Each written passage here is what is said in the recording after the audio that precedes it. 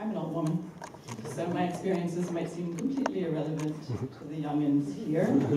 But bear with me, I think there's some relevance. I want to give a little history. So, I was in graduate school in the late 80s, early 90s. Again, the dark ages. None of you were born. Yeah, right. Scary. Not even thinking about that. I was in grad school in the late 80s, early 90s at Duke, as Todd mentioned.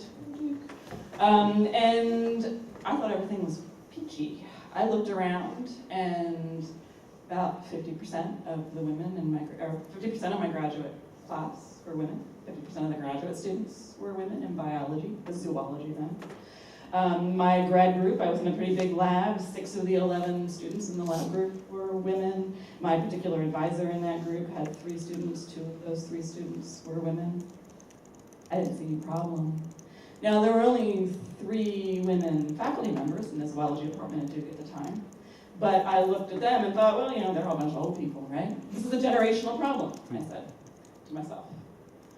There are only 3 women faculty, but it's 50-50 women, men, graduate students because it's a generational problem. And I happened to be having coffee with one of those women one day, and she shook her head sadly and said, oh, Melissa, it was 50-50 when I was a graduate student too.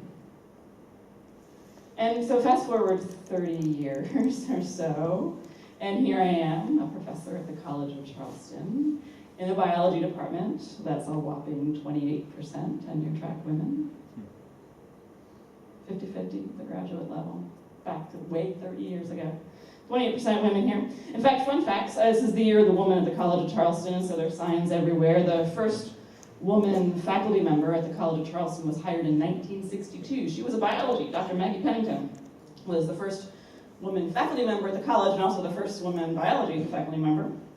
Dr. Maggie Pennington was promoted to eventually to full professor, which is the highest we can get promoted.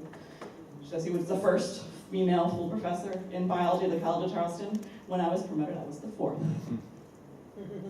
Wow. Yeah. Incidentally, I wasn't even born in 1962, so there you go.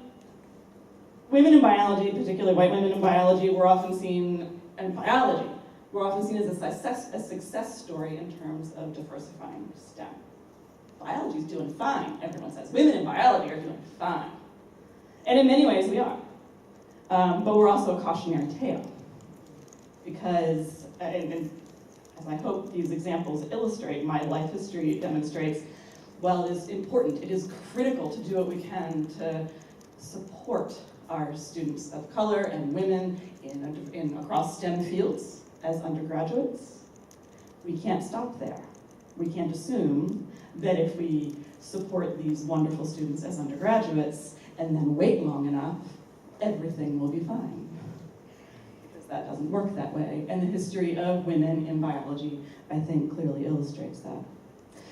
For a really diverse STEM workforce, we also need to think throughout that progression, not just through undergraduate, recruiting students, a high school experience, certainly, recruiting students as undergraduate, we can't stop there. We have to support them as undergraduates, we can't stop there. What about beyond that, helping them get into graduate school, supporting them in graduate schools, getting them into postdocs, getting them to apply for the jobs in academia, so that they can become the models that other folks can look to and come up for the next generation. And so I don't have any answers for how to do any of that. Hopefully some of you do. But I'd like to suggest that there's at least 2 different levels we need to be working at this from, and that's the individual level and the systematic level. By individual level, I mean supporting the individual students, helping the individuals through this process. And to me, that means always learning how to be a better mentor for students, maybe especially the students that don't look like me. How do I help them navigate this system that I'm barely learning to navigate myself? When we're talking about college, if you're involved at all in recruiting and supporting first-year students in college, there's this buzzword called the hidden curriculum, that especially students who are first-generation students to college, there's just things they don't know about the college experience that we just kind of expect students to know. We call this the hidden curriculum, and there's some efforts now to try to teach students that hidden curriculum so that a first-generation student can have the same experience as someone who's got college-educated parents and siblings and things like that. It's becoming increasingly clear to me, and maybe I'm not the first to think of it, I'm sure I'm not, that there's a hidden curriculum to the culture of science as well. And so helping students, if we can become more cognizant as faculty mentors as to what that hidden curriculum is, perhaps senior students are starting to think, yeah, there are things about the culture of the biology or chemistry or computer science departments, math departments that I didn't know when I started, but now I see the culture. Helping to tell other students about that. What is that hidden curriculum? I just got an email right before I came here today. My professional society is offering a workshop at our meeting this summer on mentoring students in cultural competency in our field. I think that's great, and we need to do more on that. But then there are larger systemic issues. It's not enough to help individuals. We have to figure out what's doing this. We're the people, I say we, the faculty, I'm the full professor, right? I'm supposed to be the one changing things for the better, and it's not enough to reach your hand out for the individuals. I should be shaking up the system. So what does that mean? I don't know. Some of these are broader culture issues, as has been raised. If there's racism, sexism outside of these walls, it's going to be in this building too, and we have to be upfront about that. We can't pretend it doesn't happen. Biology is just starting to have its Me Too moment, and that's something that we should be thinking about as well. There's something about academia. So get these stats. These are actually from 2015. In biology, women comprised 59% of the bachelor's degrees in biology, 2015. 57% of the master's degrees, 53% of the PhDs, 49% of the MDs. Women in biology, we're doing just fine. US Department of Labor statistics from 2017 has, if you look at the labor statistics, anyone whose job is biology related, 54% of those people are women. It's good. Women are doing fine in biology, but not in academia, right? Good. 28% of other faculty here are women in biology. And that's the good department, right? That's where women are doing fine. So what's going on with that? I have no idea. But I think we have to face it and think about it. Because again, I think nearly all of the students spoke of the importance of looking at models, seeing people like them. And so somehow we have to get more people in the faculty. And if there's something happening between grad school, if that leaky pipeline that Misty brought up seems to be particularly leaky, at least for women in biology and academia. Probably it's a different point for everyone, but for women, white women in biology, there's something about academia that's off-putting. Where are the pressure points for other folks? I don't know. But these are the kinds of questions that I think we need to be asking to address the more systemic issues that we face. And before I descend into babbling, I will stop. So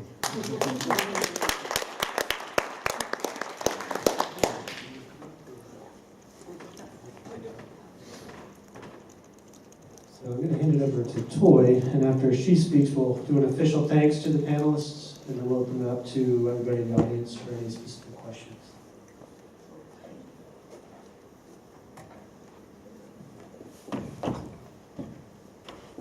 So, a lot of good information, a lot of good sharing. I thank all of you for your candor and transparency. And that can't always be very easy. So I tried to take as many notes as I could, and then I just put it on voice record, but I'll delete it so you won't hold anything against you later. And I thank you all, and each of you. Your program is absolutely excellent. I missed you this first part of my day here. You are needed in these spaces. The work that you're doing is the very work we were talking about. You are that gap space between the desired and the current state. So I don't know if that's a good thing, because now that we know you're over here, probably be working her even that much more. And Melissa, your data was just wonderful and infallible. It's real. What I've heard from each of you here is also an experience that myself has had. Denzel, one of the things that you talked about that struck me was your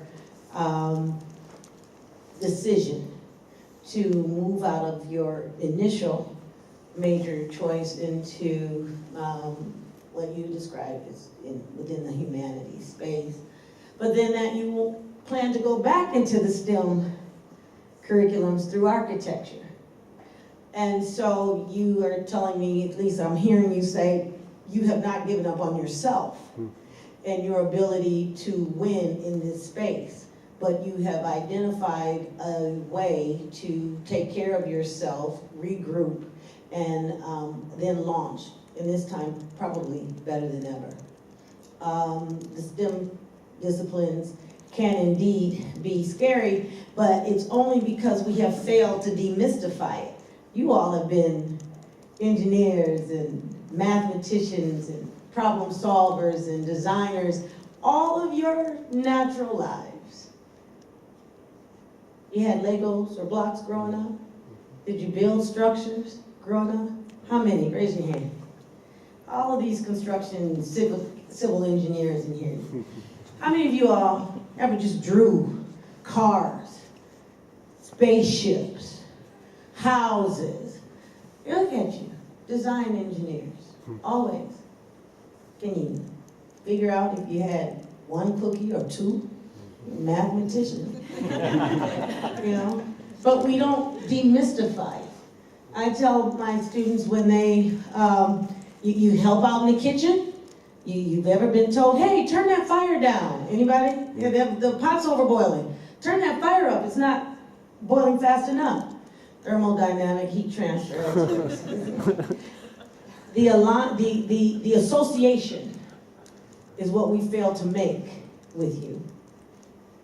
If you're a bug catcher, that's what we say. He's out there catching bugs. We don't say he's an entomologist in the making. You know? But that's exactly what's happening. Someone told you, consider. You like animals, you know, yeah, walk a dog, but learn how to do surgery on one too if necessary. So it's a matter of someone demystifying this thing that really you've always done. You've always done. And that's the role of people like myself and your professors. We've got to allow you to understand, yeah, it's supposed to be difficult. It ain't easy. It's not supposed to be easy. Anything that you've ever wanted in life, probably even at this point in your short-lived lives, has not been easy. Getting here wasn't easy.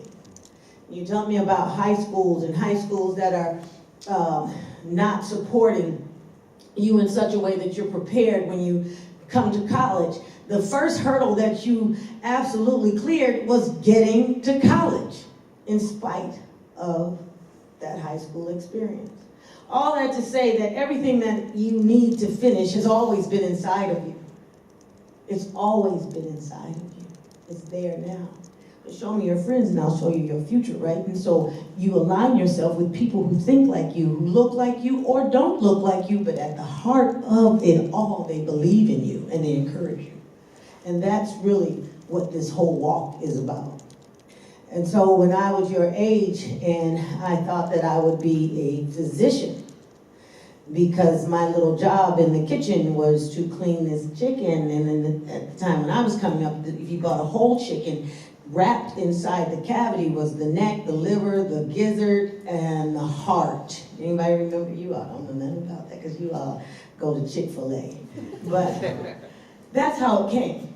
And so clad in these latex gloves, I'd reach inside the cavity of this chicken, I'd pull this little content out, and I associated it with delivering babies.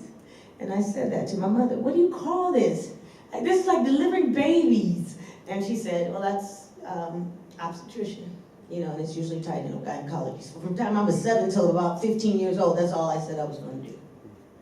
That I would be an obstetrician, gynecologist. And that was my focus. And my brother said he'd be a doctor too, because everything with us is competition, and so if I said it, he's done. Now, when I got 15, I was in high school, and a gentleman by the name of Kenneth Hill came to my high school. He was starting a program called Detroit Area Pre-College Engineering Program, and he needed at least 15 kids in order to justify doing this. He worked for Ford Motor Company at that time. And everything he said sounded good, but the best thing he said for me was that 6 weeks out of the summer, every summer you're in my program, you can go to University of Michigan or Michigan State. I was from Detroit, and so that was up the road a bit. And you can be there for 6 weeks, and I was like, cool, I'll be away from my mom, I'll be like a college student, this is the life. I got in there and I realized everything that we touch was so tied into engineering. I don't care what other fields there are. Engineering was at the crux of it. The design process, the problem-solving process, the collaborative process, the solution process. And at the end of it, whether it was shoes that we were going to wear or the shirts that we wore or the table that we sat at, engineers somewhere, the pencil that you wrote with had a say-so in that. And so we didn't call these things STEM. And I think as much as the acronym is befitting, it's also maybe discouraging. Because for some reason we've attached this sense of struggle to this thing, or you gotta be this brainiac and you just gotta be really smart to do this. And that has never been the case in anything. Don't you know some really dumb doctors? Okay? I know some folks that I'm just like, really? How you did that? And so, because it always comes down to level of effort. Who's willing to work the hardest? Who's willing to work the hardest? And so if you didn't have somebody in your life that was saying, like I had somebody in my life saying, somebody in here is going to make an A and it might as well be you, and somebody in my household is going to be with good grades and it might as well be either one of you, if not both would be best, my father. So, you know, you got to find that support system. There is nothing that any one of you is going to pursue at this university that any one of you cannot actually achieve at this university. But you've got to allow yourself to do the work and navigate away from that which would discourage you from achieving and find yourself attracted more to that which will encourage you to get it done. So level of effort. So I applaud you. One, for recognizing that you were struggling in there. I'm sorry that you didn't have systems in place to keep you from leaving that undergraduate field that you were in, but I am encouraging you to go back into those STEM fields. Do not give up on that architecture, and if I could encourage you to do it even differently, architectural engineering, and you just can't go wrong. You just can't go wrong. If God didn't make an engineer, dear, trust me. And so, as I listened to Yemi, you've got a built-in support system and an example in your own father. So your pursuit into medicine is likely to be maybe even less of a struggle, but there is no less requirement of you to support and help others along as you move into that field. And I listen to your accomplishments even now, and I'm very much impressed. But that's just the beginning, right? And then I listened to Misty and your statistics, both you and Laura. You have great information that you're sharing, and you're trying to change the landscape. I was that only girl. In most of my work environments, my colleagues looked nothing like me. They were old, they were white, they wore beards, they had no breast. And yeah, I'm telling you, I was the girl and the person of color. And you use the word, you talked about tokenism. And earlier today I talked about that as well. So I'm the only one in most of these fields, nuclear engineering, and I went into aerospace. The beauty about engineering is that you are able to navigate across many of the disciplines within engineering. And it was my mother who would say, well, if you're the, because I'd be very upset, and I don't know if you've ever called home in tears and you're just like, I'm done. The fight is constant. I'm done with it. And I had to learn how to navigate myself differently. So I reinvented myself differently, and I redirected my energy differently. But my mother was so instrumental in my champion, and she would say, if you are the only one, the only girl, the only person of color, then what an opportunity to shine. So shift the paradigm that being the token or the term token has to necessarily be negative. Don't own that.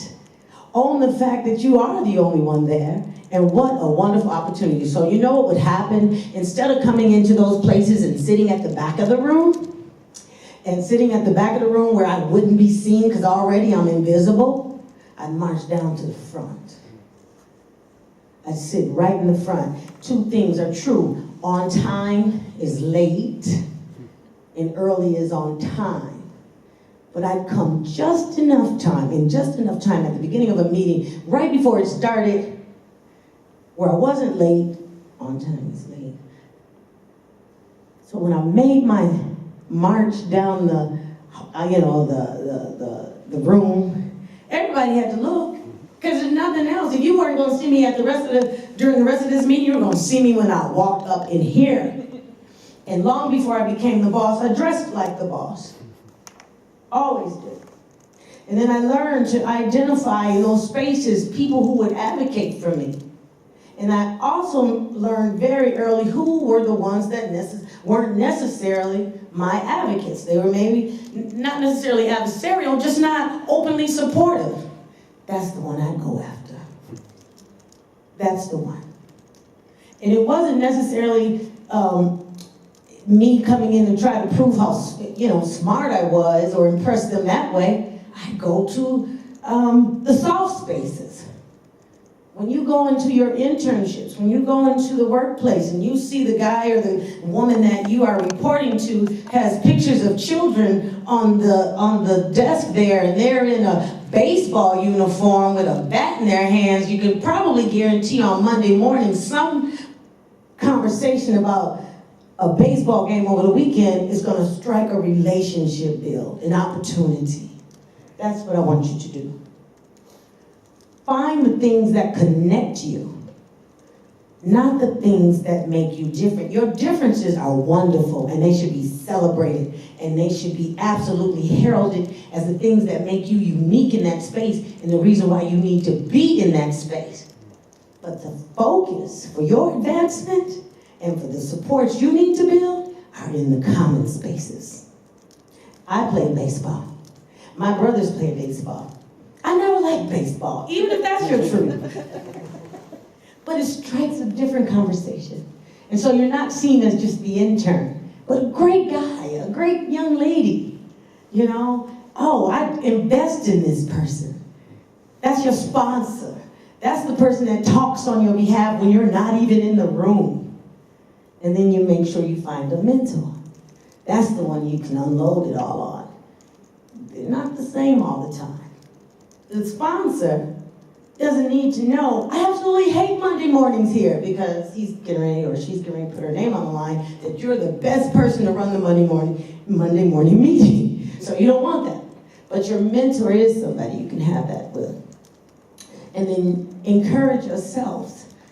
I love when you said you found, it was Misty, I think, you were having difficulty in the class and you found some people to study with.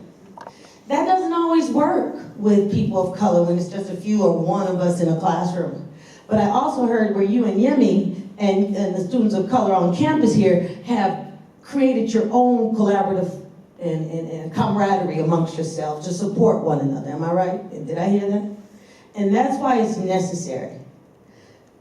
But don't isolate yourself from recruiting the kids that don't look like you either. Because sometimes they don't know how to approach you. Everybody's got a story, and yours is wonderful and deserves to be heard and shared. There was a book, somebody said it even here. I think it was when you were talking. There's a book that's titled Why Do All the Black Kids Sit Together in the Lunchroom? It's no different in any community. People find that which makes them feel safe and comfortable. Sometimes this journey, this collegiate journey, this college journey, this university journey requires that you step outside the comfort zone. And it may mean that you'll be rejected, but even in that rejection, you learn something, either about yourself, and you've left something also about yourself with the person who may have not immediately embraced you. As a woman in engineering and physics, who went to medical school on a challenge from her brother because one day he called me in my office and said, "You're gonna always wonder if you could get in." Now, something's crazy about me. Why would I do this? I gave up my whole job because of this thing here. I said, "What do you mean I can't get into med school? Anybody can get into med school. I went to engineering school." And so he said, "Yeah, well, the bet's on." He hangs up on me. So I'm 5 years in, because remember I said I would always be a physician, and then when I got into engineering, I fell in love with it, and I said, "I don't want to do medicine, I want to do engineering." And here this dude, he's now practicing medicine, my brother, calls me with this challenge, and he hangs up on me too. And I'm like, oh, it's on. And I leave my job to go to med school. That was crazy. That was just crazy. And I had to take organic because it was the one thing I didn't have in order to even get in. And so, oh my God. But here's the deal.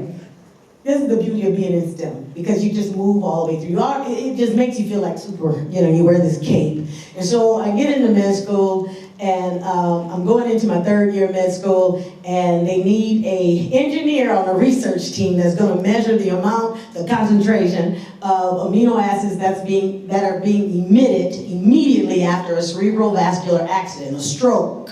Because the idea is we can harness that amino acid that is being emitted in the highest concentrations and identify how it is impacting the downstream outcome. Is it the amino acid that lends to the paralysis or speech impediment or something to that effect? Then we would incorporate big pharma at that point, just like we do, and we know how to mitigate that. And even if you can't reverse it, kind of like taking an aspirin early in the event of a heart attack. And so that's what they were looking for. What do we do in the event of a stroke that would help us mitigate some of those downstream effects? And so they needed this engineer to calibrate this little bitty biosensor.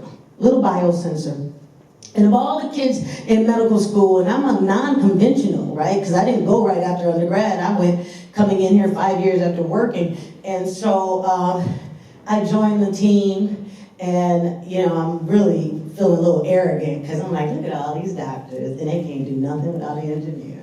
And so I come in there, and I must have broken so many biosensors. And they were run medical research is expensive because people like me come in and break so many biosensors. And so, but I love it. And I fall back in love with engineering, and I said, yep, this is what I'm gonna do.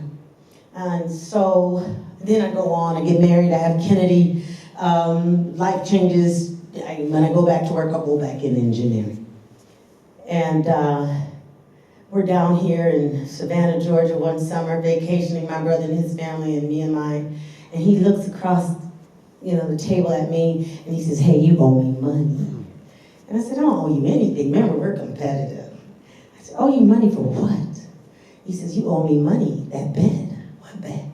Medical school. And I stopped and I thought about it. I said, you know what? You owe me money. The bet wasn't that I'd finished. The bet was what? That I couldn't get in. And so he's like, he tears up a piece of paper and said, well, fix that, engineer. The point being, there is an empowerment behind the pursuit of these disciplines that the rest of the world is waiting for us to fill. You belong in STEM. You are scientists. You are engineers. I already proved that. You told me you played with blocks and drew spaceships. You are engineers. You are mathematicians. There are people here that will support you. You do have to identify who your sponsor is. You do have to learn how to navigate through difficult waters. But the biggest advantage you have in any of those spaces that when you get there you immediately might not feel embraced is coming in there with an attitude that I belong here. I've been doing this all my life. And I want you to ask me anything you want. I want you to do some research today. Earlier today, I had got a list about, oh my God, I can't even tell you how many scientific innovations and discoveries are authored by people that look like you. And the young women that are out there. It's not going to be in your textbook. How many of you got smartphone? Where's your smartphone? You got smartphone? Where's your smartphone? Why don't you make it work for you? Do a little research. You'll find out that there are women that have done some incredible things. I was just telling them, I had a group of kids, and everybody uses those GIF, is it GIF or GIF videos? Okay, you go look up someone named Globetter. I think Globetter, Golebeter, she's black. That was her platform. She did that, okay? You all play your Game Boys and your video games. One of the first designs, the Atari, was a black guy.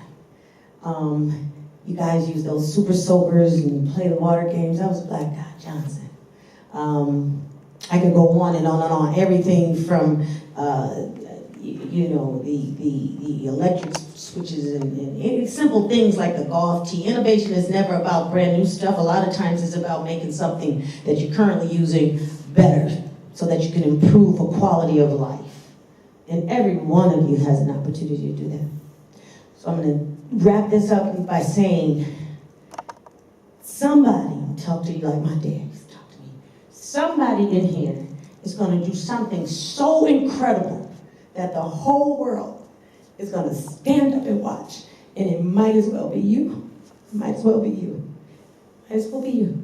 And it's so emotional for me because I don't want you to be discouraged, and it's so easily to be discouraged. Be your own best encouragement, and then encourage each other. Don't you ever drop out of something because you think for 1 minute that you can't do it. You just get tougher, and you just get determined, and you just decide, if someone says I can't, my goal right now in the short term is to prove I can. Look at your neighbor and say, somebody's gonna do it. Say it, look at each other. It might as well be me. All right, you guys got